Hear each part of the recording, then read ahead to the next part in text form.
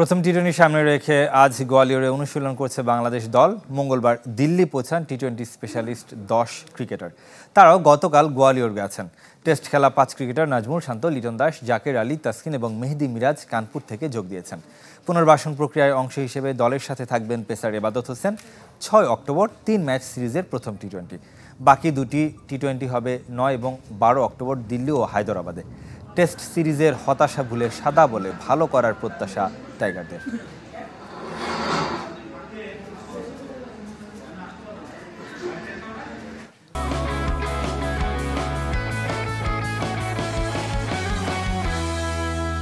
টাইগারদের অনুশীলনে সবশেষ তথ্য জানাতে গোয়ালিয়র থেকে যুক্ত হচ্ছেন সহকর্মী আশরিক রুদ্র।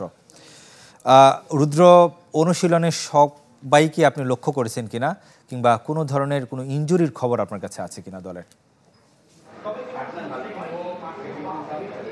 তো এখন পর্যন্ত কোনো ইনজুরির তথ্য নেই। কিছুক্ষণ আগে কিন্তু বাংলাদেশ দল অনুশীলনে নেমেছে, যদিও স্থানীয় সময়ে 1:30টায় অনুশীলন শুরুর কথা ছিল। তবে আসলে গোয়ালিয়রে অনেক বেশি গরম, সূর্যের তাপও অনেক বেশি, যার কারণে কিছুটা পরে তারা মাঠে নেমেছে এবং আমরা দেখতে পেয়েছি যে শুরু থেকেই তারা কিন্তু একেবারে স্কিল ট্রেনিংয়ে নেমে গেছে। এবং আমরা যেটা দেখলাম যে লিটন দাস স্পিনারদের বিপক্ষে একটা লম্বা সময় ধরে কিন্তু অনুশীলন করেছে এবং রিশাদ হোসেন, মেহেদী হাসান মিরাজ, শেখ মেহেদী, এদের পাশাপাশি আমরা কিন্তু মাহমুদুল্লাহ রিয়াদকে একটা লম্বা সময় স্পিন বোলিং করতে আমরা দেখেছি। অর্থাৎ তিনি আসলে ম্যাচে বল করার জন্য যে প্রস্তুত, সেটা কিন্তু একেবারে খুব ভালো মতো বোঝা গেছে। পাশাপাশি পেসারদেরকে আমরা দেখেছি যে একেবারে শরীফুল তার একটা ইনজুরির একটা ঝুঁকি ছিল, যে কারণে তিনি টেস্ট সিরিজে খেলতে পারেনি।